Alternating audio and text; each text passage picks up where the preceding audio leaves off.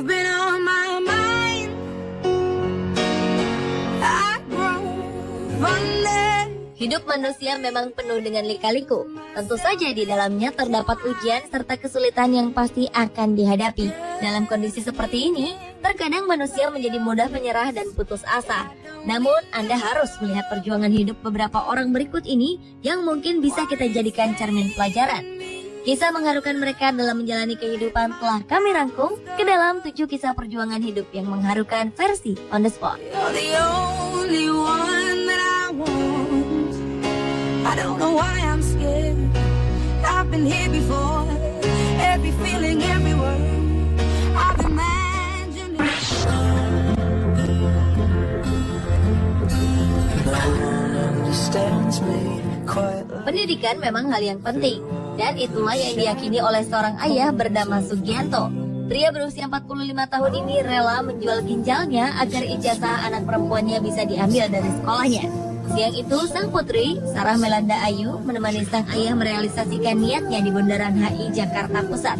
Sugianto memegang sebuah spanduk kertas yang isinya menyatakan dirinya siap menjual ginjal demi menebus ijazah. Setelah 1 jam, keduanya kemudian pulang. Sugianto yang berprofesi sebagai penjahit ini nekat melakukannya setelah tak menemukan jalan lain untuk menebus ijazah sekolah menengah atas putrinya yang membutuhkan dana tak kurang dari 17 juta rupiah. Aksi mereka kemudian menarik simpati banyak pihak, termasuk Menteri Pendidikan dan Kebudayaan Muhammad Nuh. Sang menteri berjanji untuk segera menindaklanjuti kasus Sarah agar mendapatkan ijazah SMU-nya.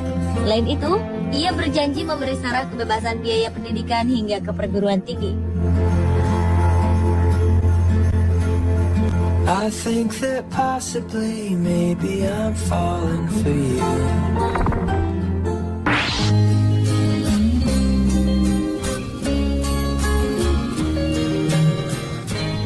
Di sebuah dusun di desa Gunung Lurah, Kecamatan Cilongok, Banyumas, Jawa Tengah, seorang anak bernama Tasripin harus hidup sendiri tanpa orang tua. Ibunya meninggal, sementara ayah dan kakak tertuanya bekerja di Kalimantan. Bocah lelaki yang masih berusia 12 tahun ini harus putus sekolah demi mencari nafkah untuk ketiga adiknya, yaitu Dandi, Rianti, serta Dario. Tasripin harus bekerja di sawah agar adik-adiknya tetap bisa makan. Setiap pagi sebelum berangkat ke sawah, Tasripin memandikan adik-adiknya serta memasak makanan mereka. Ia pun juga tak lupa mengajak ketiga adiknya mengaji serta beribadah di masjid depan rumah mereka. Akhirnya kesabaran Tasripin berbuah manis, dan disangka bantuan datang untuk Tasripin dan adik-adiknya.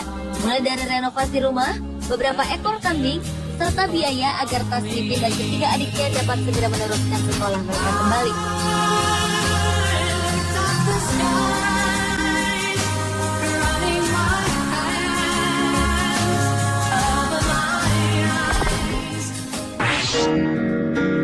Come up to meet you, tell you I'm sorry. Apa yang dilakukan pria asal India bernama Bablu Jataf berikut ini sungguh sangat menyentuh hati. Bagaimana tidak? Setiap hari, pria berusia 38 tahun ini selalu membawa serta bayinya mencari nafkah menarik beca. Hal ini harus ia lakukan karena istrinya meninggal setelah melahirkan bayi yang mereka nantikan selama 15 tahun. Karena tak ada kerabat serta tak menemukan orang yang mau merawat anaknya, Bablu terpaksa membawanya bekerja. Setiap hari Bablu menggendong Damini, putrinya itu, dengan kain yang ia lilitkan pada lehernya. Berita ini pun menyebar dengan cepat di India, sehingga banyak tawaran bantuan yang datang, termasuk dari pemerintah India. Heads on the sides apart. Nobody said it was easy.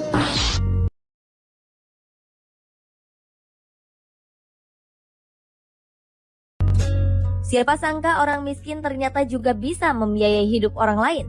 Seorang wanita bernama Lu Xiaoying yang berprofesi sebagai seorang pemulung justru menunjukkan kekayaan hatinya dengan mengadopsi puluhan bayi yang dibuang.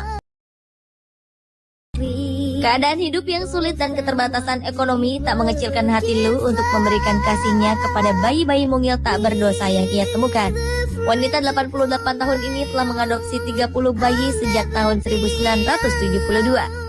Namun tak semua bayi yang ditemukan Lu akan terus bersamanya hingga dewasa.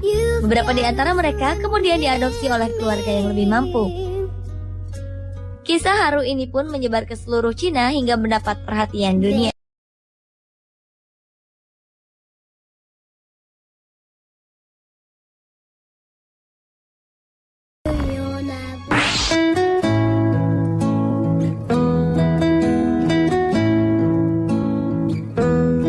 Pasang suami istri di Cina, Yang Cheng dan Li Sun, tengah berduka karena putrinya yang masih berusia 2 tahun meninggal dunia. Sang ayah Yang Chen ingin anaknya dimakamkan secara layak di kampung halamannya. Karena tak memiliki uang, Yang Cheng dan istrinya membawa jenazah putri mereka dalam tas travel besar. Namun usaha mereka gagal karena pihak keamanan mencurigai isi dari tas travel yang mereka bawa. Yang dan istrinya kemudian menceritakan kisahnya pada pihak keamanan. Akhirnya, berkat adanya orang yang berbaik hati menolong, Yang dan istrinya bisa membawa jenazah putrinya kembali ke kampung halaman dengan menggunakan taksi.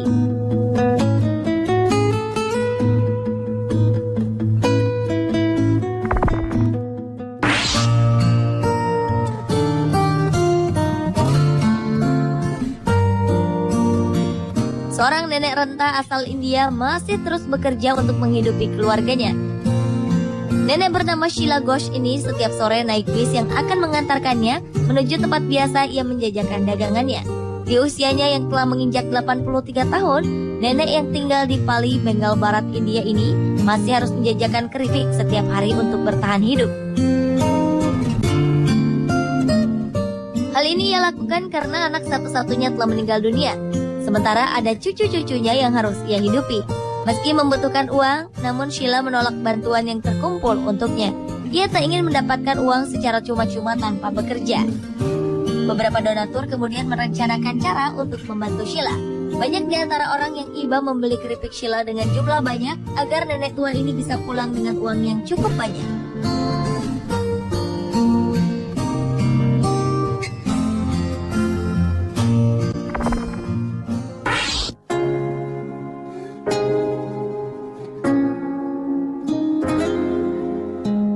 Pada tahun 2009 silam, seorang gadis kecil mendapat pujian sebagai gadis paling bijaksana di Cina. Gadis yang bernama Zhang Shanshan ini sehari-hari bekerja di sebuah pabrik batu bata di kota Guizhou.